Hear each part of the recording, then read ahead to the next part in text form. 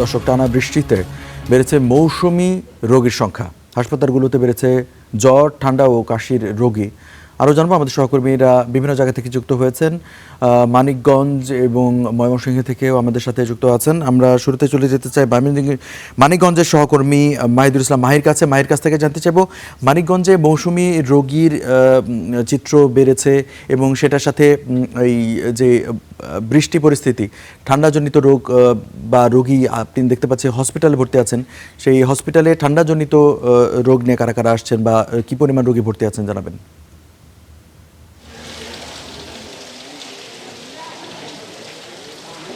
আমি একটু জানিয়ে রাখি রঞ্জু, আমি এই মুহূর্তে রয়েছি একদম পদ্মাপাড়ের একটি উপজেলা স্বাস্থ্য কমপ্লেক্সে। আমি একটু জানিয়ে রাখি যে এখানে বিশেষ করে ভাইরাল জনিত যেসব রোগ, কাশি, সর্দি কাশি কিন্তু রোগের প্রাদুর্ভাব বেড়েছে। আমি যদি জানিয়ে রাখি, প্রতিদিন 400 থেকে 500 রোগী কিন্তু আউটডোরে প্রায় একটা পর্যন্ত দেখে থাকেন যে মেডিকেল অফিসার রয়েছেন। তারা যেটি জানিয়েছেন যে বৃষ্টির কারণে এবং বিশেষ করে ভাইরাল জনিত ঠান্ডা, কাশি, জ্বরের রোগীর প্রাদুর্ভাব বেড়েছে। এর পাশাপাশি যদি একটু জানিয়ে রাখি যে স্ক্যাবিক্স বা চুলকানি জাতীয় যে রোগগুলো, চর্মরোগগুলো রয়েছে, সেগুলোর প্রাদুর্ভাবও কিন্তু এই মানিকগঞ্জে হরিরামপুর উপজেলা স্বাস্থ্যগুলো কিছু প্রচুর রোগী তারা দেখে থাকেন। আমি আরেকটু জানিয়ে রাখি যে এখানে এটি একটি 50 শয্যা বিশিষ্ট একটি উপজেলা স্বাস্থ্য কমপ্লেক্স। এখানে কিন্তু শিশু এবং এর পাশাপাশি আরেকটি রোগের প্রাদুর্ভাব যদি জানিয়ে রাখি যে ডায়রিয়া জনিত যে রোগগুলো রয়েছে তারও প্রাদুর্ভাব কিন্তু রয়েছে। এর পাশাপাশি আরেকটু বলে রাখি যে আসলে যে ধরনের বৃষ্টি হচ্ছে সকাল থেকে সন্ধ্যা পর্যন্ত, যার কারণে অনেকে কিন্তু বাসা থেকেও বের হতে পারছে না। আমি আসলে একটু সংযুক্ত করতে যাচ্ছি যিনি শিশু ও রোগ বিশেষজ্ঞ এবং তিনি আসলে শিশুদের চিকিৎসা দিয়ে থাকেন এই হসপিটালটির, যিনি আসলে শিশুদের চিকিৎসা দিয়ে থাকেন, এবং তার কাছ থেকে আমরা জানতে চাইবো কী ধরনের রোগী আসলে আসছেন এবং কী ধরনের ট্রিটমেন্ট আপনারা দিয়ে থাকছেন। আসলে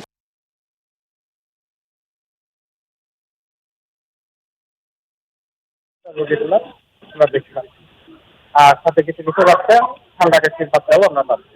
আচ্ছা, তাহলে যাদের এই ধরনের রোগী যারা প্রাদুর্ভাব, ঠান্ডা কাশির বাচ্চাও আমরা পাচ্ছি। তাহলে যাদের এই ধরনের রোগে যারা প্রাদুর্ভাব যেহেতু বেড়েছে, তাদের জন্য কী ধরনের ট্রিটমেন্ট দিচ্ছেন বা তাদের জন্য পরামর্শটা কি আপনাদের? আচ্ছা, প্রথমে বলবো যে ভাইরাল ফিভারের ক্ষেত্রে বাচ্চাদের জ্বরটা অনেক বেশি হইতে পারে, যেমন 104, 105 বা আরও বেশি টেম্পারেচার থাকতে পারে। তো এই ক্ষেত্রে মা বাবাদেরকে বলবো যে প্যানিক হবেন না। বাচ্চাদের যদি জ্বর বেশি দেখেন, 102 এর বেশি থাকে, তাহলে সাপোজিটরি ব্যবহার করবেন। যদি 102 এর কম থাকে তাহলে সেক্ষেত্রে অবশ্যই সিরাপ দেবেন, প্যারাসিটামল সিরাপ দেবেন। আর তারপরেও যদি টেম্পারেচার না কমে, তো সেক্ষেত্রে বাচ্চার শরীরটা বারবার মুছাই দিবেন। আর তারপরেও যদি জ্বরের সমস্যা থাকে অবশ্যই ডাক্তারের পরামর্শ নেবেন। এর বাইরে যারা বিশেষ করে এই চর্মরোগের যে প্রাদুর্ভাবটি আমরা কিছু খেয়াল করতে পারছি, বিশেষ যে পানি এসেছে, বর্ষার পানি এসেছে, সেই সম্পর্কে যদি কিছু বলতেন। আচ্ছা, এক্ষেত্রে বলবো যে এখন তো বর্ষার সময় নোংরা পানির ইয়েটাই বেশি, যে এই ক্ষেত্রে একটু নিয়ম মানাটা দরকার। সেটা হলো পরিষ্কার পানিতে গোসল করাটার দিকে ফোকাস রাখতে হবে। আর এখন তো যেহেতু পানিতে ময়লা আছে, তো সেই ক্ষেত্রে খোসপাঁচড়াটা বেশি হয় ময়লা পানিতে গোসল করলে।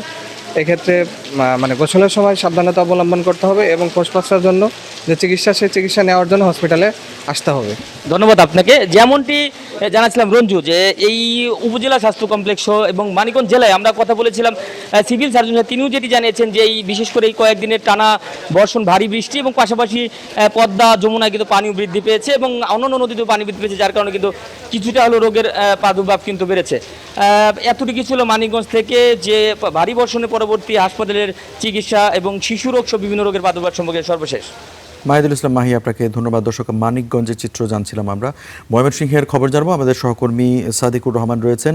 বৈরী আবহাওয়ার কারণে ময়মনসিংহ মেডিকেল কলেজ, যেখানে বিভাগীয় বিভিন্ন শহরগুলো থেকে, জেলা শহরগুলো থেকে রোগী আসে। সাদিক, আপনার মাধ্যমে জানতে চাইবো, এই যে বৃষ্টি এবং বৈরী আবহাওয়া, এই কারণে কি পরিমাণ রোগী সেখানে ভর্তি আছে, বিস্তারিত তাদের সেবা কার্যক্রম সম্পর্কে জানাবেন। আসলে বৈরী আবহাওয়ার কারণে দেখা যায় শিশুদেরই সাধারণত একটু বেশি সমস্যা হয়ে থাকে। আমরা শিশু ওয়ার্ডগুলিতে দেখি যে বিভিন্ন ধরনের রোগীরা ভর্তি আছেন, যেরকম ডায়রিয়ার রোগীও আছে এবং জ্বরে আক্রান্ত রোগী। এছাড়া যেই বিষয়টা সবচাইতে বেশি উদ্বেগজনক এই বছর, ডেঙ্গু, যেই হামে আক্রান্ত যে রোগী, বিশেষ করে শিশুরাই কিন্তু এই বেশি মৃত্যুবরণ করেছে। এখানে 61 জন শিশু কিন্তু মারা গেছেন গত 4 মাসে হামে আক্রান্ত হয়ে। এটা কিন্তু আসলে খুবই উদ্বেগজনক এবং এই জন্যে এখনও পর্যন্ত কিন্তু যে হামের জন্য আলাদা যে ওয়ার্ড করা হয়েছে আইসোলেটেড, সেখানেও কিন্তু 98 জন ভর্তি আছেন। তো এবং এই যে মোট গত যে মার্চের 17 তারিখ থেকে আজ পর্যন্ত প্রায় যে আপনার 4 মাসের মতো সময়, এই সময়ে 3000-এর মতো শিশু কিন্তু এখানে হামে আক্রান্ত হয়ে ময়মনসিংহ মেডিকেল কলেজ হাসপাতালে চিকিৎসা নিয়েছেন। এবং এখানে শুধুমাত্র ময়মনসিংহ নয়, এবং আশপাশের যে জেলাগুলি আছে সেই সব জেলাগুলি থেকেও কিন্তু আসেন, বিশেষ করে নেত্রকোনা, শেরপুর, জামালপুর। এবং সবচেয়ে গুরুত্বপূর্ণ যে বিষয়টা, যারা মৃত্যুর সংখ্যাটা যে এত বেড়েছে, কারণ হচ্ছে তাদেরকে আইসিইউ সাপোর্ট কিন্তু দেওয়া যাচ্ছে না। কারণ হচ্ছে এখানে আইসিইউর যে 5টি বেড স্থাপন করার জন্য যে অবকাঠামো সেটা স্থাপন করা হয়েছে, কিন্তু এখানে লোকবল সংকটের কারণে কিন্তু এই সমস্যাটা তৈরি হয়েছে। এখানে লোকবল পাওয়ার জন্য কিন্তু গত এপ্রিলে স্বাস্থ্য অধিদপ্তরে কিন্তু চিঠি দিয়েছেন ময়মনসিংহ মেডিকেল কলেজ হাসপাতাল কর্তৃপক্ষ, কিন্তু এখনও পর্যন্ত সেটার বিষয় সুরাহা হয়নি। আমরা কথা বলেছি, তারা যেটা বলছেন যে এখনও পর্যন্ত সেই লোকবল নিয়োগ দেওয়ার ক্ষেত্রে আরও 6 মাস অপেক্ষা করতে হবে, তারপরও বিষয়টি কিন্তু অনিশ্চয়তার মধ্যেই রয়েছে।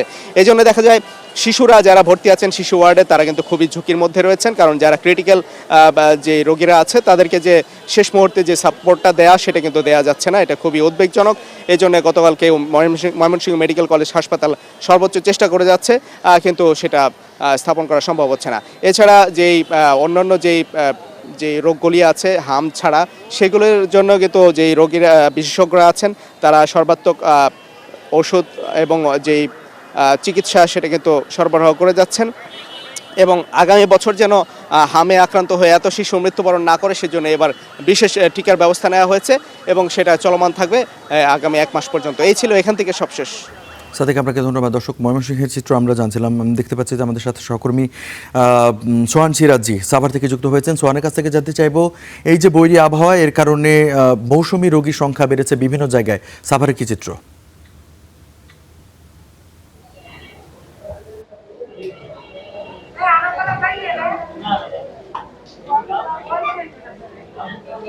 জি রঞ্জু, আপনি যেমনটি জানতে চাচ্ছেন, সাভার কিন্তু একটি শিল্প অধ্যুষিত এলাকা। এই যে সাভার উপজেলার যে 12টি ইউনিয়ন এবং একটি পৌরসভা মিলিয়ে যে অঞ্চল, এই অঞ্চলে কিন্তু বসবাস যারা করে তাদের সংখ্যা কিন্তু প্রায় 50 লক্ষের মতো বলা যায় আনঅফিসিয়ালি। তবে এখানকার সরকারি যে চিকিৎসা সেবা দেওয়ার জন্য যে প্রতিষ্ঠানটি রয়েছে উপজেলা স্বাস্থ্য কমপ্লেক্স, সেটি কিন্তু মাত্র 50 শয্যা বিশিষ্ট। এবং এই কারণে এখানে কিন্তু আমরা সাধারণ সময়েও রোগীর প্রচন্ড ভিড় আমরা দেখতে পাই। বিশেষ করে এই যে বৈরী আবহাওয়ার কারণে টানা যে বৃষ্টিপাত, এই বৃষ্টিপাতকে কেন্দ্র করে এই হসপিটালে কিন্তু মৌসুমী যে আবহাওয়ার কারণে আক্রান্ত যে রোগী, বিশেষ করে জ্বর এবং ঠান্ডা এবং সর্দিজনিত আক্রান্ত রোগীর সংখ্যা আমরা দেখতে পেয়েছি। এর পাশাপাশি এই আক্রান্ত রোগীর একটি উল্লেখযোগ্য সংখ্যক কিন্তু রয়েছে শিশু যারা রয়েছে তারা, এবং বৃদ্ধ। এবং আমরা যেমনটি জানতে পেরেছি যে এখানে প্রতিদিন প্রায় 1000-এরও উপর রোগী যারা রয়েছে তারা কিন্তু এখানকার সেবা যেটি রয়েছে সেটি নিয়ে থাকে। বিশেষ করে ইমার্জেন্সি অর্থাৎ বহির্বিভাগের যে সেবা সেটি কিন্তু নিয়ে থাকে। তবে ভর্তি রোগীর সংখ্যা, যেহেতু এখানে 50 শয্যা বিশিষ্ট একটি হাসপাতাল, এখানে তেমন সংখ্যক রোগী কিন্তু ভর্তি থাকার যে সুবিধা সেটি কিন্তু তারা নিতে পারে না।